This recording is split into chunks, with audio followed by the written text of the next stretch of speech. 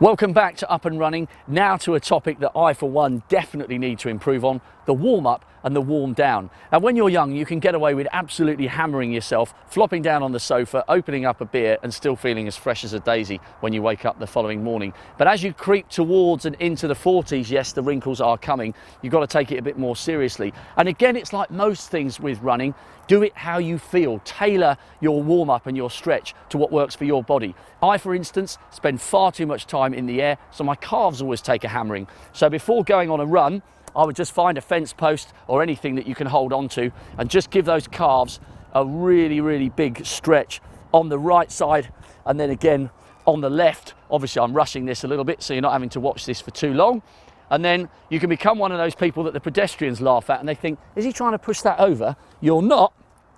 You're simply extending those legs back, keeping the kneecaps nice and loose. And then when you're feeling brave enough, you just push that knee towards the ground and you can really start to feel that in the Achilles on both sides.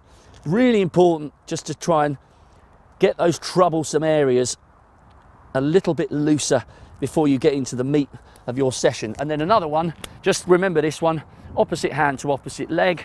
And it's quite nice as well. Again, I can't do this brilliantly.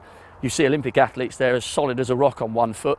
Really good to get that stretch and to try and get to a point where you're as comfortable and as steady as you can be on one leg, obviously working both sides.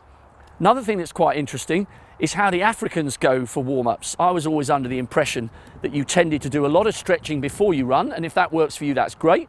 But a little bit interesting, the first time I went to the Rift Valley to a Kenyan training camp just to watch how they do it, they went for a jog. For them, it was probably like, for us, it would be a run. For them, it was literally just the equivalent of jogging at walking pace.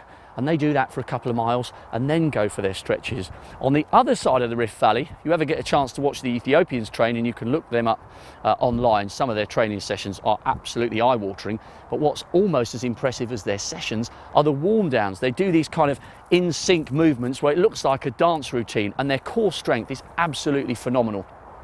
So work the areas that are going to give you problems, because you want to wake up the following morning feeling fresh and ready to go again. Listen to your body, try and get as much blood in there as possible, and do remember a warm down. Even if you can't go as hardcore as the Ethiopians, it might be as simple as jogging really, really slowly, stretching out the problem areas and just making sure that you've got the best chance possible of going for another run the next day or the day after and not feeling too stiff.